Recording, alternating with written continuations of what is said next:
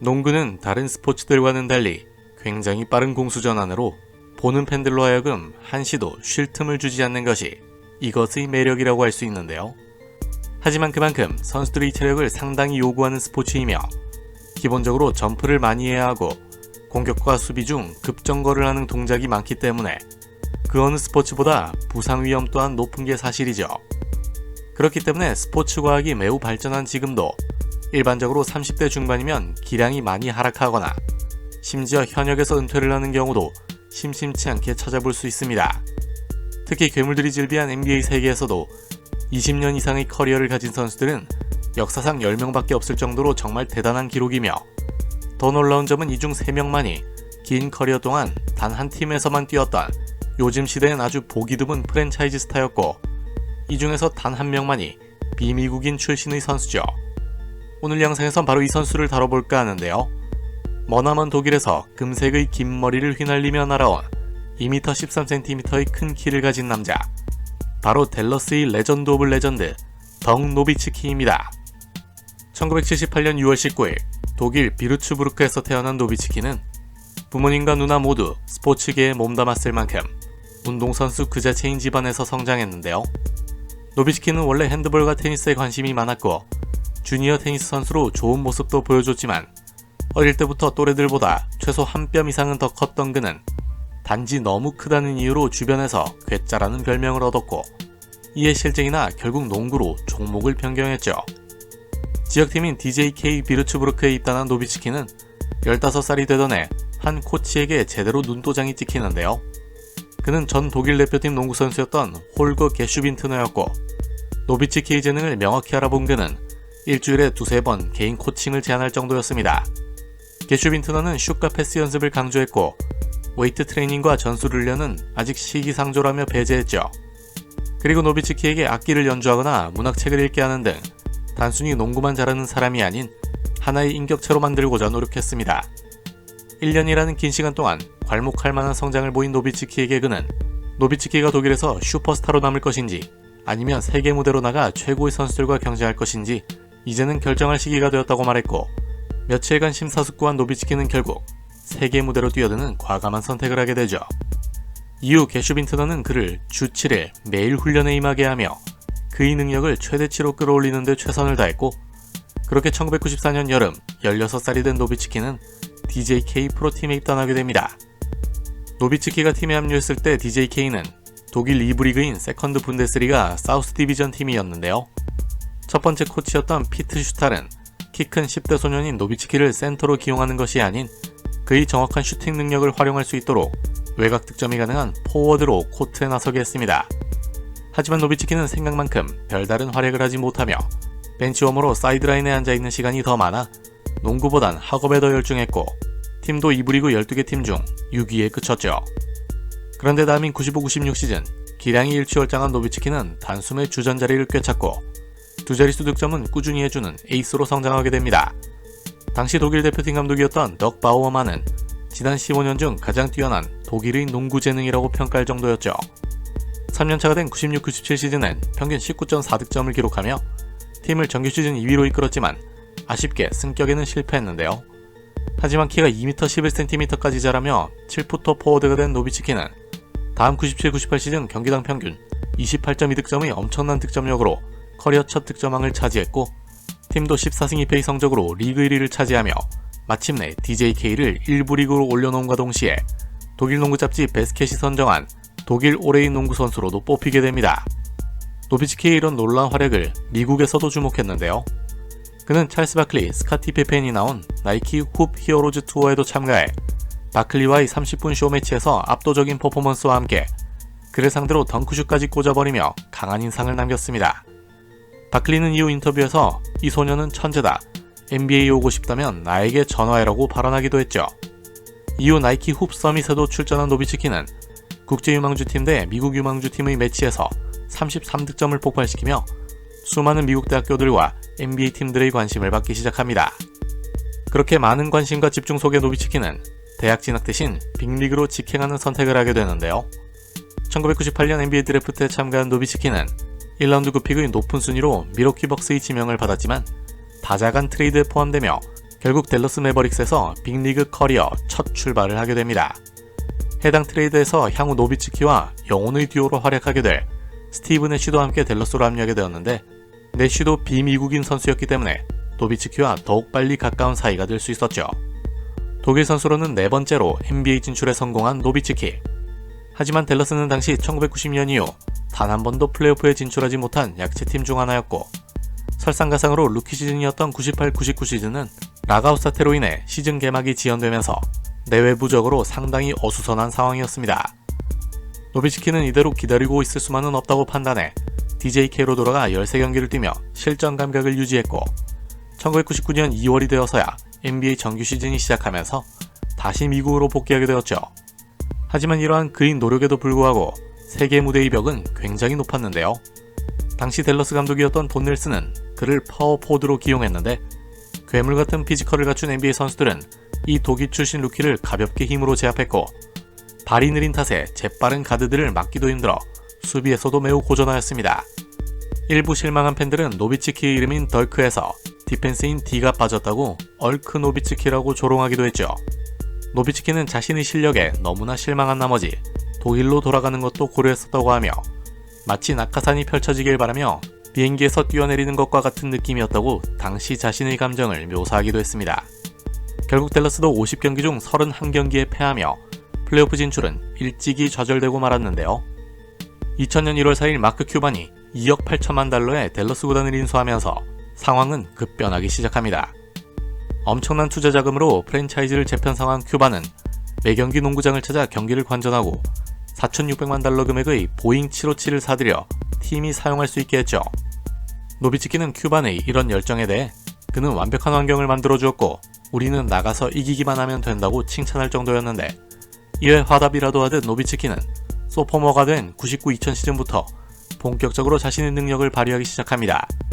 출전 시간이 대폭 상승한 점도 컸지만 무엇보다 슛감을 완벽히 잡으며 평균 17.5득점을 기록, 기량 발전상 후보 2위까지 오르는 폭풍 성장을 보여주었는데요.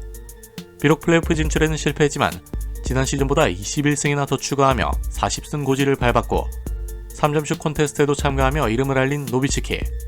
다음인 2000-2001 시즌 거의 더블더블에 근접한 스탯을 찍은 노비츠키의 활약으로 결국 댈러스는 53승을 따내며 1990년 이후 처음 플레이오프 진출에 성공합니다. 노비츠키는 커리어 처음 올 NBA 서드팀에 이름을 올렸는데, 당시 덕 노비츠키, 스티브 내시, 마이클 필리가 이끄는 댈러스 삼총사의 화끈한 공격 농구는 정말 매력적이었죠. 1라운드에서 만난 존 스타턴 칼 말론 듀오의 유타를 3대2로 제압하며 2라운드로 진출한 댈러스였지만, 팀 덩컨 데이비드 로빈슨의 트윈 타워가 버티고 있던 샌안토니오에게 패하며 시즌은 여기서 마쳐야 했는데요. 2라운드에서 노비츠키는 독감이 걸려 제 컨디션이 아니었고 테리 포터와 충돌하여 치아를 잃기도 하는 등 악재가 겹쳤었습니다. 2001년 오프시즌 노비츠키는 6년 9천만 달러의 연장 계약을 체결하면서 확실한 댈러스 프랜차이저로의 발판을 마련했고, 이에 더욱더 매서워진 슛감과 전천후 플레이로 생애 첫 올스타와 함께 올 NBA 세컨드 팀에도 선정되는 영광까지 차지하죠. 댈러스는 지난 시즌보다 더 좋은 57승을 기록하며 플레이오프에 진출. 1라운드에서 만난 늑대대장 케빈 가넷의 미네소타를 그대로 4대0으로 밀어버리며 엄청난 상승세로 2라운드에 올라서는데요. 2라운드 상대는 무려 서부 1위를 차지하고 올라온 밀레니엄 킹스의 세크라멘토였고, 크리스 웨버와의 맞대결에 많은 사람들의 관심이 집중되었습니다. 게다가 세크라멘토 원정이었던 2차전까지 잡아내며 설마 댈러스가 이변을 일으키나 싶었죠. 하지만 세크라멘토의 리가델만 감독은 튀르키예 출신의 히도 터코글루를 노비츠키의 전담 수비수로 붙였고, 노비츠키가 공을 잡으면 웨버에게 더블팀을 가도록 지시하면서 상황은 반전을 맞이하게 됩니다. 외곽포는 여전히 날카로웠던 노비츠키였지만 1옵션으로선 실망스러운 야투 요율을 보여주며 결국 내리 3경기를 내주고 또 한 번 2라운드에서 좌절하고 말았죠. 공격력은 좋았던 댈러스였지만 수비에서 늘 약점을 드러냈기 때문에 2002년 오프시즌 마크 큐반과 돈 넬슨 감독은 수비력 강화에 더욱 초점을 맞추기로 했는데요.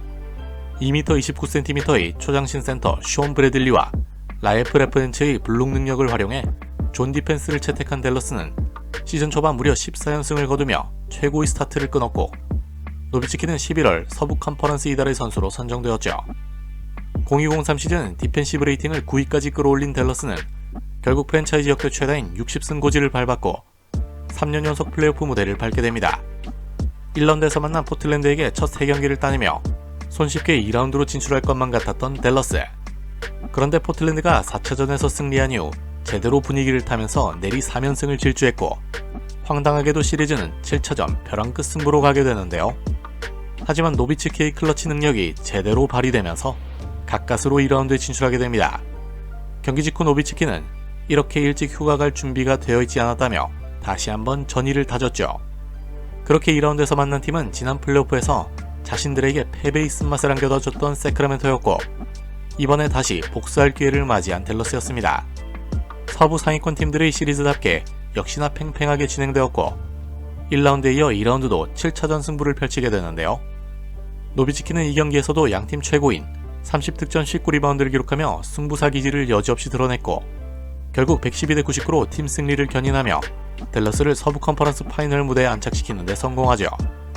그리고 이번엔 2년 전 플레이오프에서 자신들을 무너뜨렸던 샌안토니오를 마주하게 됩니다. 1대1로 팽팽히 맞선 3차전 경기에서 노비츠키는 하지만 이메 우도카의 레이업을 막으려다 왼쪽 다리 부상을 당해 시리즈 아웃이 되어버렸고 결국 1옵션을 잃어버린 댈러스는 2대4로 시리즈를 내주고 탈락하고 말았죠. 이후 노비츠키는 이에 대해 그 부상만 아니었다면 당시 댈러스가 첫 우승을 차지했을 것이라고 크게 아쉬움을 드러내기도 했습니다. 2003년 오프시즌 주전 센터였던 라프렌츠를 보스턴으로 보내는 대신 앤투안 워커를 영입한 댈러스는 노비츠키를 센터로 기용하게 되는데요.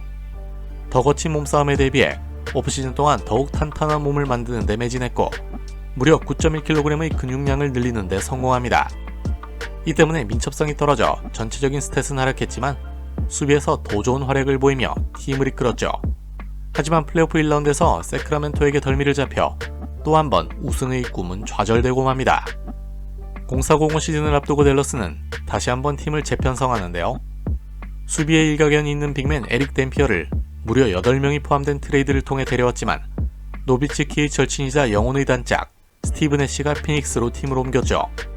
그리고 시즌 도중에는 돈 넬슨 감독이 사임하고 어시스턴트 코치였던 에이브리 존슨이 감독을 맡게 되는 등 다소 어수선한 분위기로 흘러갈 뻔했지만 노비츠키는 흔들림 없이 팀의 중심을 잡아주었고 몇몇 카테고리에서는 커리어 하이를 찍는 묵직함을 보여줍니다. 특히 2004년 12월 펼쳐진 휴스턴전에서는 연장전까지 가는 접전 끝에 커리어 하이 53득점을 폭발시키며 팀 승리를 견인했고 생애 첫 올 NBA 퍼스트 팀 선정, MVP 투표에선 3위를 기록하는 등 굉장한 시즌을 보내게 되죠. 그렇게 1라운드에서 휴스턴을 4대3으로 제압하고 올라간 2라운드. 그곳에는 아이러니하게도 지난 6년을 함께했던 스티브 애쉬의 피닉스가 버티고 있었는데요. 노비츠키는 시리즈 내내 고군분투했지만 기본적인 공격력에서 차이를 드러내며 2대4로 패배, 결국 다시 집으로 돌아가게 됩니다. 다음인 0506 시즌 여전히 탄탄한 전력을 갖춘 댈러스는 다시 한번 60승 고지를 밟으며 프랜차이즈 첫 우승의 꿈을 안고 플레이오프에 뛰어들죠. 1라운드에서 멤피스를 4대0으로 가볍게 물리친 댈러스는 2라운드에서 만난 전년도 우승팀이자 서부 1위 팀 샌안토니오를 상대하게 되는데요. 1차전 승리를 내준 이후 내리 3연승을 따내며 손쉽게 서부 컴퍼로 올라설 것 같았던 댈러스였지만 사낭의 포스는 역시 매서웠고 결국 시리즈는 3대3 동률이 됩니다. 7차전 외나무다리 승부로 돌입한 양팀은 48분 안에도 승부가 나지 않아 연장전까지 가게 되었지만 3점슛을 철저히 던지지 않고 미드레인지와 골밑 공략에 집중하며 37득점을 올린 노비츠키의 활약에 힘입어 결국 4대3으로 샌안토니오를 물리쳤죠. 그렇게 분위기를 제대로 탄 댈러스는 서부 컨퍼런스 파이널에서 만난 피닉스를 4대2로 꺾어내며 1980년 창단 이후 처음 파이널 무대에 올라서는데요. 그곳에서 만난 팀은 당시 돌풍을 일으키고 있던 신예 가드 드웨인 웨이드와 상어 형님 샤킬 오닐의 원투펀치가 이끌던 마이애미였습니다. 홈에서 펼쳐진 파이널 첫 두 경기를 각각 10점 차, 14점 차로 가볍게 잡아내며 우승 트로피를 들어올리는데 단 2발짝만 남겨둔 댈러스. 그런데 홈으로 돌아온 웨이드가 제대로 각성하며 3차전부터 댈러스 수비진을 요리하기 시작했고 마이클 조던 빙의해버린 퍼포먼스를 선보이며 댈러스는 내리 4연패를 기록, 결국 우승 문턱에서 좌절하고 말았죠. 커리어 처음 파이널을 맛봤지만 아쉽게 우승에 실패했던 노비츠키는 다음인 0607 시즌 커리어 처음이자 NBA 역대 5번째로 180 클럽을 돌파하며 우승 의지를 활활 불태웠는데요. 브레이크가 고장난 독일 전차의 포스에 힘입어 댈러스는 프랜차이즈 역대 최고 기록인 67승을 기록했고, 노비츠키는 생애 처음이자 유럽 선수로도 처음 정규 시즌 MVP까지 수상해버리며 이번 시즌은 진짜 다르다는 걸 보여줍니다. 그렇게 파이널까지 순항할 것만 같았던 댈러스는 1라운드에서 8번 시드로 올라온 골든스테이트를 만나게 되는데 1차전 홈경기를 내주며 첫 단추부터 삐걱거리기 시작하죠. 다행히 2차전을 따내며 한숨 돌렸지만 골스 원정이었던 3, 4차전을 내리패하며 시리즈 1승 3패로 절체절명의 위기에 빠지게 됩니다. 다시 홈으로 돌아온 5차전을 6점 차로 아슬아슬하게 잡아낸 댈러스. 하지만 6차전에서 25점 차 대패를 당하며 1번 시드가 8번 시드에게 굴복한 NBA 역사상 세 번째 사례로 대굴욕을 당하게 되는데요. 특히 시리즈 승패를 결정짓는 마지막 6차전에서 노비츠키는 13개의 야투 중 고작 2개밖에 성공시키지 못해 많은 비판을 받을 수밖에 없었습니다. 다음인 07-08 시즌 노비츠키는 미러키전에서 커리어 첫 트리플 더블을 기록하고 프랜차이즈 1위 기록이었던 16,644득점을 넘어서며 명실상부 댈러스 구단 최고의 선수로 올라서기도 하지만 지난 플레이오프에서의 충격 때문인지 스탯은 다소 떨어졌고 시즌 도중 올스타 가드 제이슨 키드를 데려오며 반전을 꾀했지만 플레이오프에서 또 1라운드 탈락의 고배를 마시며 결국 감독이었던 에이브리 존스는 해임되고 말았죠. 이후 수비 전술에 일가견이 있는 닉 칼라일 감독을 데려왔고 피닉스에서 공수양면으로 다재다능함을 보여줬던 숀 메리언, 운동 능력이 출중한 포워드 캐론 버틀러까지 영입하며 다시금 팀의 상승세를 기대했던 노비츠키는 09-10 시즌 NBA 역사상 34번째이자 유럽 선수로는 처음 통산 2만 득점을 기록하기도 했고 3점슛 성공률까지 커리어 하이를 찍었습니다. 하지만 08-09 시즌과 09-10 시즌 모두 서부 컨퍼런스 파이널 진출마저 실패하면서 우승의 꿈은 점점 더 멀어져만 가는 듯 했는데요. 정규 시즌 MVP도 수상해봤고 올스타에도 9년 연속 선발되었지만 어느덧 32살의 적지 않은 나이가 된 노비츠키에게 우승 반지는 더욱 절실했습니다. 그렇게 2010년 오프 시즌 댈러스는 센터 자리에 세로 수비와 운동 능력이 좋은 타이슨 챈들러를 영입했고 노비츠키도 계속된 좌절에 굴하지 않고 구단과 4년 8천만 달러 연장 계약을 체결하며 끝까지 팀과 함께하겠다는 강한 의지를 드러냈죠. 10-11 시즌에도 여전히 좋은 활약을 펼치며 연속 10회 올스타에 선정된 노비츠키는 댈러스를 서부 3위로 이끌고 11시즌 연속 플레이오프에 진출합니다. 1라운드에서 만난 포틀랜드를 4대2로 제압하고 서부 위로 올라온 팀이자 지난 시즌 백투백 우승을 차지했던 레이커스를 2라운드에서 무려 4대0으로 수입해버리며 이때부터 제대로 분위기를 타기 시작하는데요. 서부 컨퍼런스 파이널에 8년 만에 복귀한 노비츠키는 케빈 듀란트, 러셀 웨스트브룩, 제임스 하든의 젊은 피로 채워진 오클라호마를 상대하게 됩니다. 시리즈 시작을 알리는 1차전에서 노비츠키는 무려 48득점을 올렸는데 얻어낸 24개의 자유투를 모두 성공시켜 NBA 기록을 세우며 중요한 첫 경기 승리를 견인하죠. 그리고 2대1로 앞서던 4차전 경기에선 4쿼터 3분여를 남기고 10점 차로 끌려가고 있었는데요. 이때 독일 전차 노비츠키의 괴물같은 퍼포먼스가 펼쳐집니다. 점프슛을 성공시키며 0점을 조절한 노비츠키는 3점 포함방, 2점 2방을 연속으로 성공시키더니 마지막 자유투 2개도 깔끔하게 꽂아 넣으며 결국 연장전으로 경기를 끌고 갔고 팀원들의 활약 지원에 힘입어 오클라호마를 잡아내죠. 그렇게 완전히 맥이 빠진 오클라호마를 안방에서 펼쳐진 5차전에 무너뜨리며 5년 만에 다시 파이널 무대에 올라선 노비츠키와 댈러스. 그런데 운명의 장난일까요? 5년 전 그곳에서 만났던 팀 마이애미를 다시 마주했는데 그들은 무려 르브론 제임스, 크리스 보시를 영입해 역대 최강이라 해도 손색 없는 빅3 체제를 구축하며 두 번째 우승을 노리고 있었습니다. 화려하고 혈기왕성한 마이애미 멤버들과는 달리 댈러스는 평균 나이 31.5세로 조금은 나이가 있는 팀이었고 특히 가장 우려되었던 점은 1차전 경기에서 노비츠키가 왼손 중지 힘줄이 찢어지는 부상을 당한 것이었죠. 그는 부상이 경기력에 영향을 주진 않을 것이라 말했지만 1차전에서 보인 야투 난조 때문에 우려스럽긴 했습니다.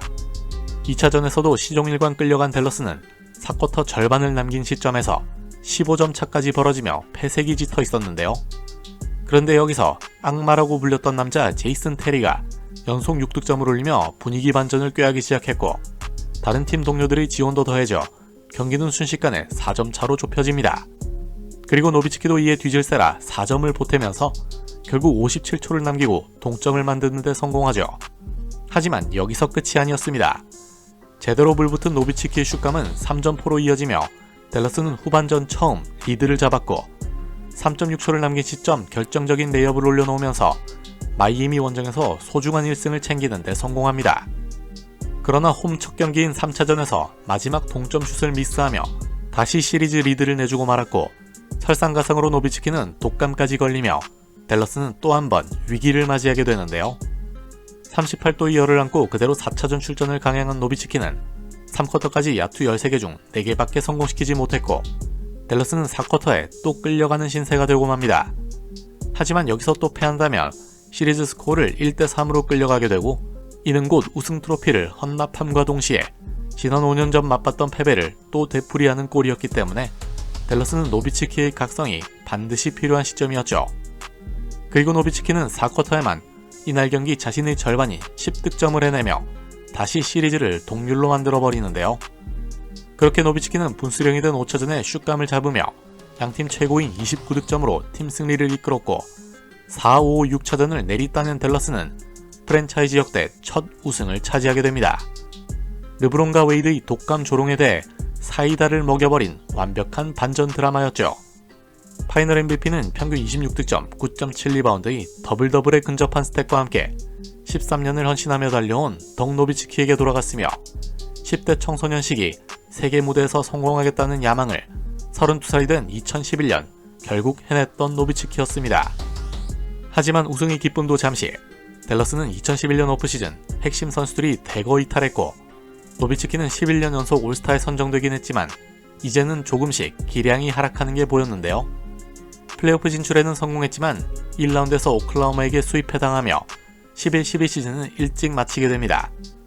2012년 오프시즌은 우승을 함께했던 키드와 테리마저 자유계약 선수로 댈러스를 떠났고 노비츠키는 무릎 수술로 인해 12-13 시즌 첫 27경기를 결정하고 말았죠. 12월 말에 팀에 복귀한 그는 팀 승률이 50%가 될 때까지 수염을 깎지 않겠다고 선언했고 정규 시즌 막바지였던 4월 뉴올리언즈전 통산 25,000득점을 돌파한 역사상 17번째 선수로 등극하면서 팀 승리도 챙기며 40승 40패를 기록, 결국 수염을 미는 데 성공합니다. 하지만 12년 만에 플레이오프에 진출하지 못한 건 아쉬움으로 남을 수밖에 없었죠. 다음인 13-14 시즌 갑자기 회춘 모드를 발동한 노비츠키는 다시 평균 20득점을 올림과 동시에 26,000득점도 돌파하는 쾌거도 이루었고 1년 만에 다시 팀을 플레이오프로 이끌기도 합니다. 2014년 오프시즌 댈러스와 3년 2,500만 달러에 재계약하며 원클럽맨으로서의 전설을 이어나게 된 노비츠키는 그해 11월 하킴 올라주원을 넘어 비미국인 출신으로는 가장 많은 통산 득점을 기록하게 되죠. 그리고 이 기록을 쓴 바로 6일 뒤에는 통산 27,000득점을 올린 역대 4번째 선수로 올라섰고 2015년 3월에는 통산 10,000번째 리바운드를, 4월에는 28,000득점 고지도 넘어서며 전설적인 독일 병정의 신화는 계속되는데요. 2016년 오프시즌 다시 팀과 재계약한 노비츠키는 2017년 3월 레이커스전 NBA 역사상 6번째로 결국 대망의 통산 3만 득점 고지를 넘겼죠. 이후 적은 금액으로 댈러스와 계속 재계약하며 18-19 시즌까지 한 프랜차이즈를 위해 헌신한 노비츠키는 함께 은퇴를 선언한 드웨인 웨이드와 올스타전에도 특별 선발되면서 한 시대를 풍미한 레전드임을 다시 한번 각인시켰고 또 다른 유럽 최고의 재능인 루카 돈치치에게 바통을 넘기며 21년이라는 장대한 서사의 끝을 마무리하게 됩니다. 노비츠키는 주로 파워포워드로 활약했지만 센터와 스몰 포워드에서도 뛰어난 다재다능한 플레이어였는데요. 2m 13cm라는 엄청난 신장을 가진 것에 더해 더 뛰어난 슈팅 능력을 갖춘 노비츠키는 공을 머리 위에서 릴리즈하는 독특한 슛 자세와 일명 학다리 페이더웨이라고 불린 시그니처 슛으로 그를 수비하는 걸 더욱 어렵게 만들었죠. 르브론 제임스는 그의 페이더웨이를 카림 압둘 자바의 스카이 훅슛 다음 가는 가장 막기 어려운 슛으로 평가하기도 했습니다. 또한 노비츠키는 그저 점프슛만 주구장창 날리는 슛쟁이가 아닌 묵직한 신체 사이즈로 드라이브인까지 가능했기 때문에 그를 막는 수비수 입장에선 미치고 팔짝 뛸 노릇이었죠. 한마디로 떨어지면 쏘고 붙으면 뚫는다가 가능한 선수였습니다. 노비츠키는 NBA 75주년 기념으로 선정된 75인 리스트에도 이름을 올렸고 디 어슬레틱에서는 그를 역대 21위의 선수로 평가했는데요. 2023년에 네이스미스 농구 명예의 전당에도 헌액되며 NBA 역사의 한 획을 그은 인물로 등극하게 되었습니다. 구독, 좋아요, 댓글은 저희 농구 이야기 채널에 큰 힘이 되며 오늘 영상도 끝까지 시청해주셔서 대단히 감사드립니다. 다음 또 재밌는 영상으로 찾아올게요.